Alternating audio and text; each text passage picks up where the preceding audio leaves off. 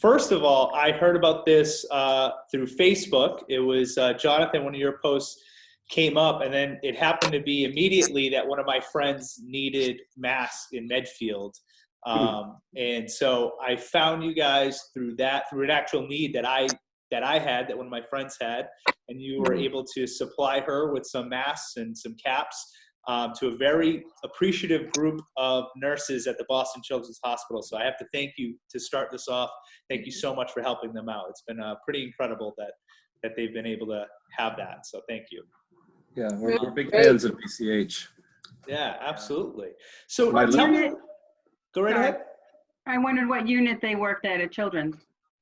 I don't know off the top of my head what unit she is, but I know that she had a few of them all were able to get a mask and cap, so it was pretty great. But I wanted to say the Medfield Makes Masks is a pretty incredible group that you have all created. How did this start out? How did this become something that you guys were able to organize? It's a really good question. I think my memory doesn't go back more than 40 minutes, so I think Jean should answer. I can't remember. Wasn't it on, I think, I know with Abby Marble, it started on, I believe, on the Medfield community page. The COVID page. Yes, and then they wanted to, it sort of, we thought it would be better to have it in one focused place. And Jonathan really took the reins on that, I think. And I think Jonathan and Colleen are the big web people and put it together and put it all in one spot. Whose idea was it though, Jonathan? Did you come up with let's get people together? I think it was you, wasn't it? I guess. I don't remember, but me neither. I do, and yes, it was. You know, right? You can imagine in the beginning there was so many different conversations got started. So I think it was Jonathan that just took a couple of us offline and said, "Hey, can we organize this and have a dedicated site?" And we got Donna, and there was another nurse involved too to help advise us on which direction to proceed and on materials and so forth. And so I think between Colleen and Jonathan and myself, we sort of each took a different role. Donna's been doing a little bit of everything in between, working like crazy.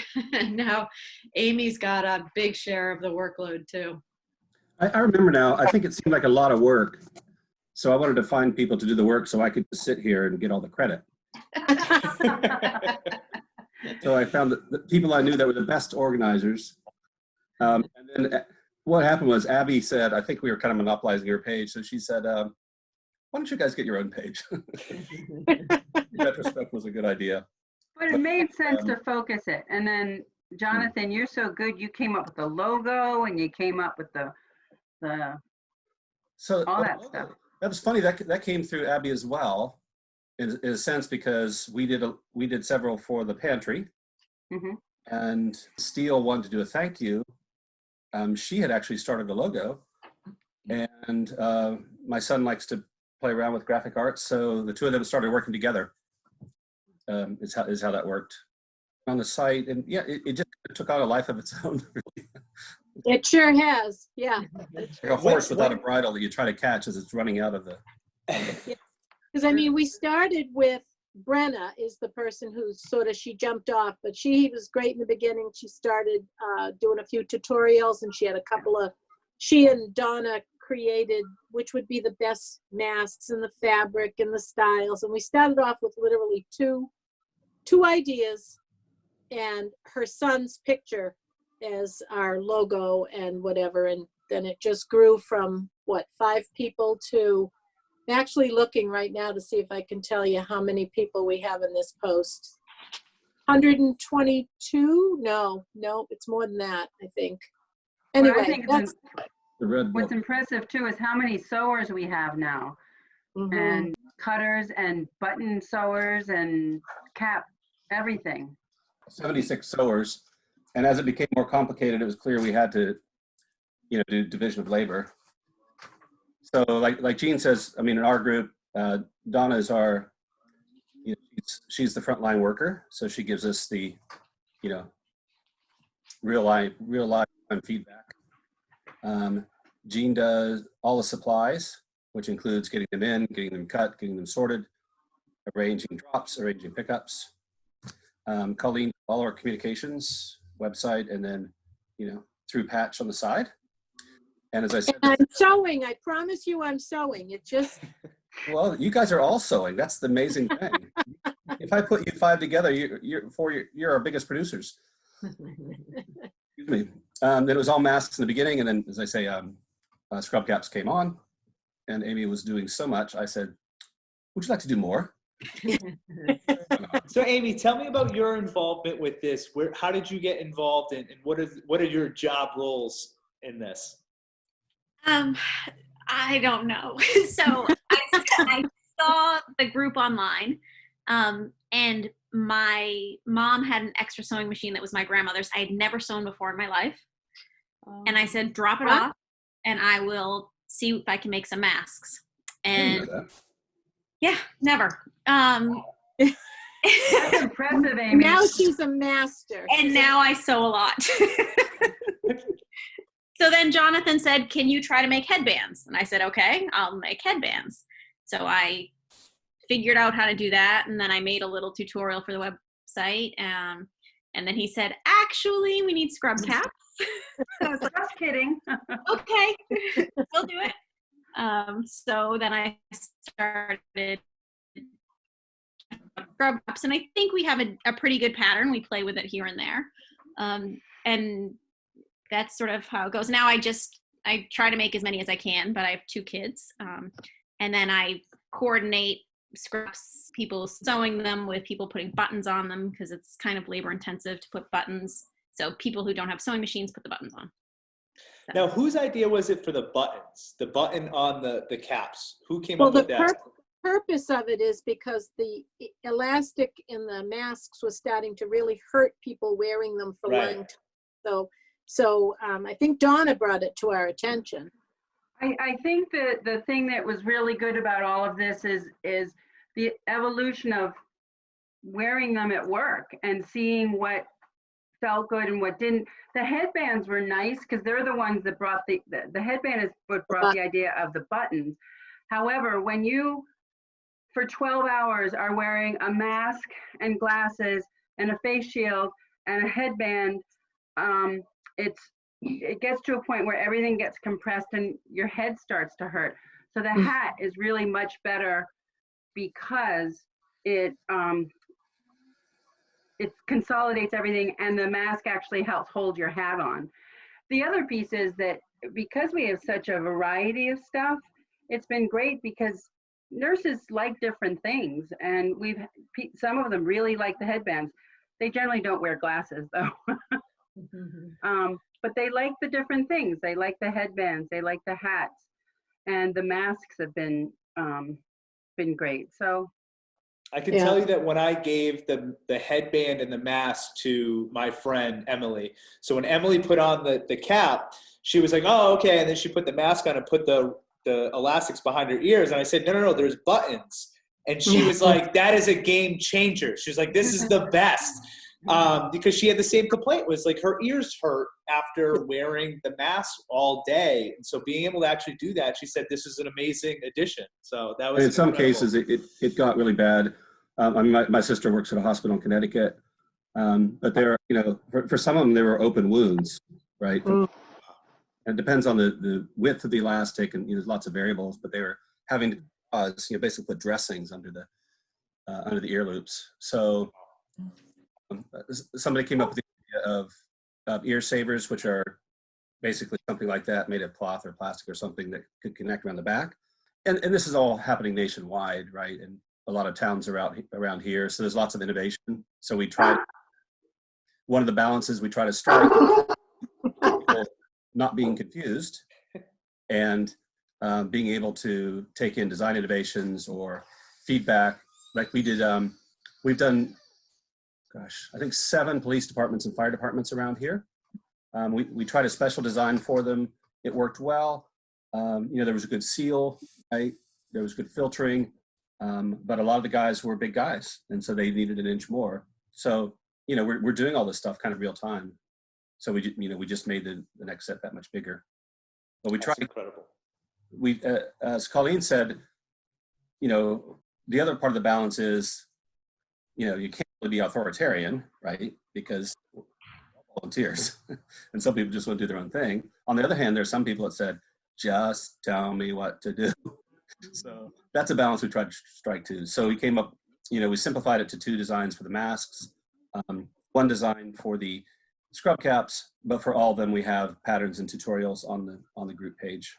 That's fantastic. And Brett, we've done organizations different than just medical. Like as Jonathan pointed out, the food cupboard was one of our first bigger groups. All the volunteers, because they're still having the days, that they're giving away the food. They don't have it open for the collection. Now they have the thing at the police station, but the volunteers needed masks and everything. So they were one of the first groups, non-medical. And then we've had individuals and families reach out to us. And just yesterday, I didn't hear back from Eileen yet, but we gave 61 masks for the residents at Tilden Village. That's what I was going to say. So it's been a mix of all kinds of people who need them. And now that everything is pretty much the entire state is going to be, you need a mask anywhere you go. I think we're going to be getting more requests. But obviously the medical people are at the top of the list.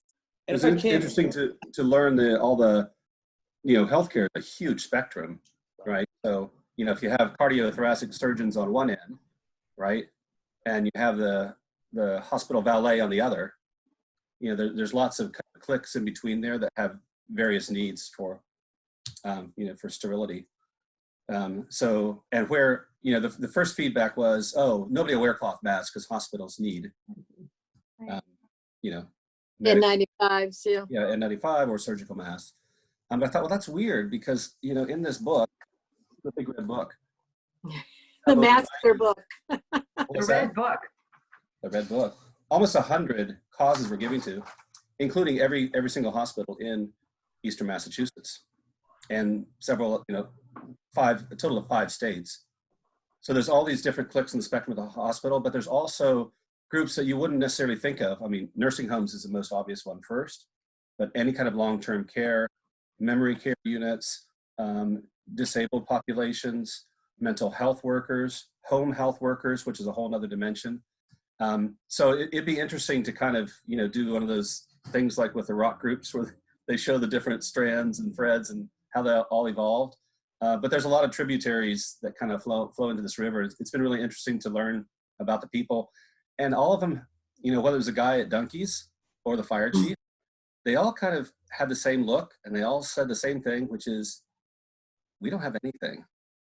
So I think that's what kind of spurred us to say, wow, this is a real need, And I actually gave some of them to friends' children who work at Trader Joe's. And these are other frontline type workers that are not being protected. And for example, so Nadine Bullock also, my church in Medfield, Medway is also kind of taking part of this effort. So Nadine kind of heads that part. One of the populations she was protecting was the YMCA workers who did childcare for all the first responders. And doctors, right? Because without that, people like Donna can't go to work, right? So the things that are connections, they're all critical and essential, but just things you wouldn't necessarily think about. So I will certainly say, Jonathan, what you pointed out was that you would love to do like a map and kind of see how it evolved. I personally would love to do a more in-depth piece on everything that has happened. I think it would be great after all this is done to do a piece on just everything that you guys have done at this point, all the volunteers, and be able to interview them and talk to them. And I think that'd be pretty great. So we definitely will look to do that. But can we talk a little bit about the numbers of this and kind of the scale that people, I think that's what I was looking for. That's why I keep looking down. Yeah, it blew me away when we first talked. I had assumed, okay, how many masks could possibly be being made in Medfield, or how many people can we possibly be helping in Medfield? I think is this idea that Medfield's such a tiny town that there's not much that could be getting done. And then you showed me the red book. And that was when my mind exploded. I think you had said that there were 88 hospitals or 88 different organizations that you had been helping. How many volunteers are involved in this? How many, what is the actual size, the scale of this organization, or this group that I should say? Well, right now I have 76 makers listed, but there are a lot of them that are anonymous, right? People, I just come down and, you know, things appear in the magic silver box. So I would guess closer, certainly 85, you know. Well, there's 216 people that joined the page. I just looked at the number. 216 people have joined. Now, some of them are just watching. Other people are donating things, volunteering to pick up, drop off, sewing, buying things, donating fabrics, and yeah. I mean, it's a really, we don't know what half of the people are doing, but we know they're there. We've now been through the alphabet 4 times. So that's the number of groups we're giving to. That's a funny way of looking at it. 104. Jean, your job is to supply everyone with supplies. Is that, so where are you getting the supplies from? Because 216 people on the Facebook page are probably reaching out or saying something. How are you getting the supplies? How are you getting this out? Yeah, so Colleen will put a word out on the page about what's needed if we're low in a certain area for supply. But initially, I think all we purchased was the elastic, because that was really hard to come by. It's not something that people tend to stockpile, but fabric is. So these are a lot of people who are sewers, who are quilters, who are giving us their whole stash of fabrics. I think more recently it's looked like people are buying fabrics and donating those. It's like bigger quantities, like a bolt of fabrics, things like that. I've had people drop off bins of buttons, their entire button collection. I've had somebody drop 2 jars of buttons they purchased. I mean, it's coming from all over the place. And those aren't necessarily the people that are sewing, but they're contributing to the, you know, to the supply effort. And I think probably the things we've probably had to buy some interfacing. We've bought some metal wire for the nose pieces, and the elastic is the big piece. And most we got more pipe cleaners than we can shake a stick at this tons point. of pipe cleaners, and a lot of the fabric's been donated. It's just turning around people's collection. So, Amy, I was going to say that a lot of people have been taking down their curtains that they didn't really like anyway. And right. There's a lot of redecorating. And sheets are coming in. There's fabric from other organizations, and I've got 7 people now just cutting fabric. That's what, they're not sewing, they're just cutting. We can keep that many people going so that it's easier for the sewers to just get to work and sew. Amy, so it's kind of a whole cycle. For someone who's never done this before, if I wanted to help, if I wanted to sew, I think that you're kind of inspirational here in the sense that someone could help if they've never done it before. How hard was it for you to learn? How hard was it for you to actually figure out how to sew these? Amy, you're the one to answer that. Yeah. My mom is actually a really great sewer. So I did a lot of FaceTiming, and she would say, no, not like that. Okay, undo that stitch, do this, do that. So it was a lot of trial and error to get started, but I think She's a pro. She's a pro. I have a tutorial about a sewer, and I don't want you to actually post this maybe, but it was a gentleman, Colleen, you know this story, who wanted to learn or sew with his daughter. This was a project they were going to do together while they were quarantined with his teenage daughter. Neither one of them sewed. They needed a sewing machine. Colleen was able to hook them up with an extra sewing machine that somebody had, so they were able to borrow that. They started to figure it out. They came and picked up supplies, and they started to sew. And he sent us a picture of his first one, which he sewed completely inside out.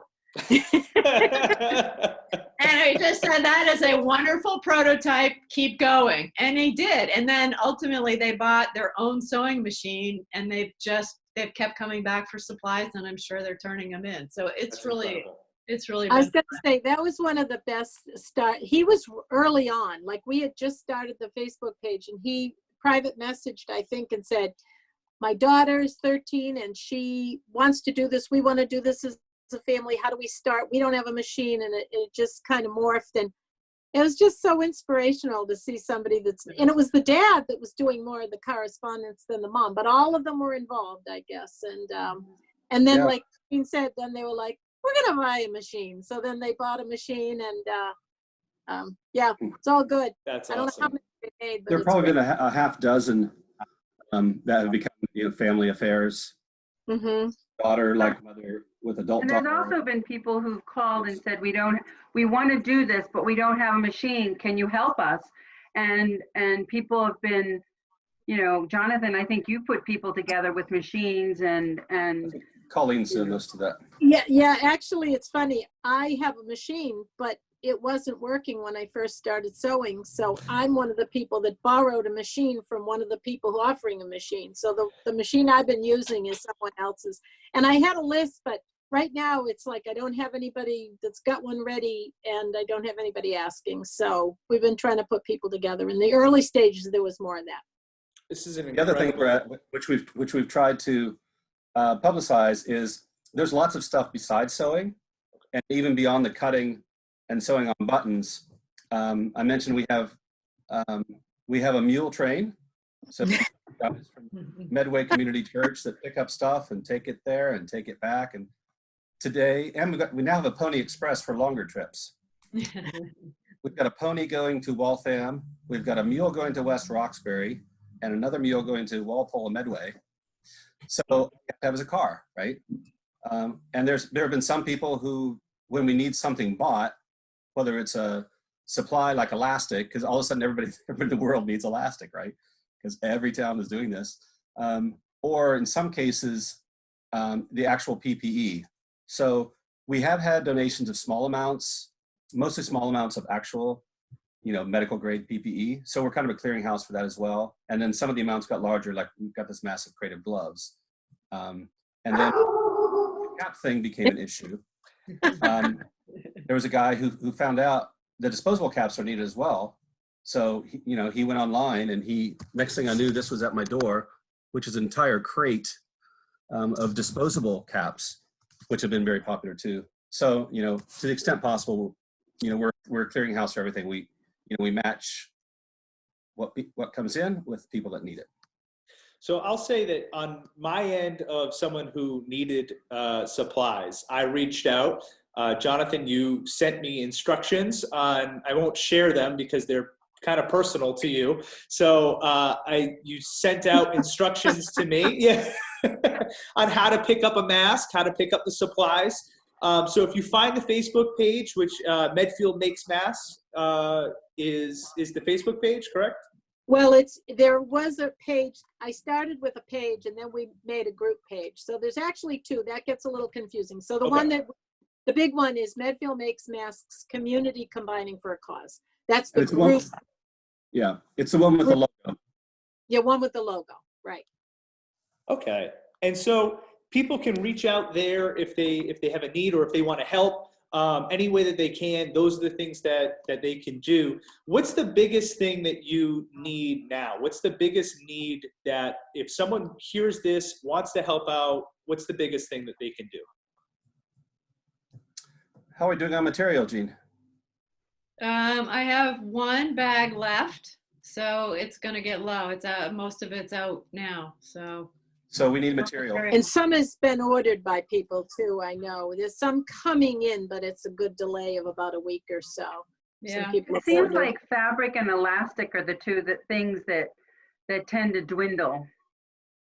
We're good on elastic, so it's really just keeping up with the fabric. And we could always use more hands.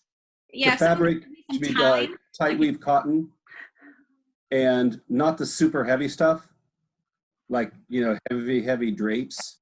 No canvas. Donna can tell you they get hot, right, on your head. Yeah, it's the regular 100% cotton, like quilting fabric. It's that sort of just regular cotton fabric. You also don't want flannel, something like that, because again, it just gets, by the end of the shift, you are just So boiling. that's fantastic. I can tell you that the one thing I constantly say to people, I'm not from Medfield. I just get the pleasure of covering Medfield. It's an incredible town that I feel like whenever there's a need, there is a group of people who always step up and are always ready to help. I tell people Medfield just does stuff. It's just constantly doing, and it's inspiring. It's awesome. I hope that more towns jump in and can see what this small group of 5 people have put together and has amassed to over 200 people being able to help those around our state and our area. I think it's a wonderful inspiration, and thank you so much for doing everything that you're doing. So can I give you the statistics? Yeah, absolutely. I haven't counted them up again, but so we did the number of makers and we did the number of groups. For masks, by the end of the week, we'll probably be up to 2,500. So we try to get, we try to blanket Medfield, and then, people like you find people come in with requests. So 4 other states so far. We'll be up to, by the end of today, we'll probably be up to 400 scrub caps, and those are starting to come online in volume. And when I say in volume, just in the time that we've been on this interview, you can see the magic silver box is now full. So those are coming in, but also the gloves, even, I have a small number of N95 masks, the disposable caps, face shields. We had people that were making disposable face shields, medical grade. So we've given away at least 50 or 60 of those. So it's a lot of stuff. The other night I needed Ziploc baggies, so I put something on the site, and by 10 o'clock the next morning, there was a stack, about 2 feet tall of 2.5 gallon size Ziploc baggies. So the next thing I'm going to put on the page is a new carburetor for a 66. I have sitting in my garage and could really use a new one of those. I know. Well, and sometimes people have been leaving treats too. Yeah, we got a whole bowl of gifts, which Shannon LeVar made for all of our makers. Oh, nice. They brought, people have baked cookies. It has been really amazing to see what shows up in the box. And also, Brett, you should know that before this group began, we didn't know each other, some of us. Oh, wow. Like I know Jonathan and Jean, but I'd never met Amy and Donna, and I'm not sure who else knew who, but now we're like this forever. It's kind of like Abraham Lincoln with his cabinet. Everyone has a set of gifts, and on the Zoom calls, they all come together. And that's the thing too, is you still haven't met, right? You've Not Zoomed, face to face, right? No, at all. No. Well, Actually, I get to meet everybody because they all that's right. come to my house yeah, they all have to come to you. from a different distance. This is amazing. I want to thank you guys so much for coming on and talking to us a little bit about what you're doing and continue the great work. So thank you so much. Thanks, Thank Brett. you, Brett. Thanks, Brett. Thank you, Brett. Absolutely.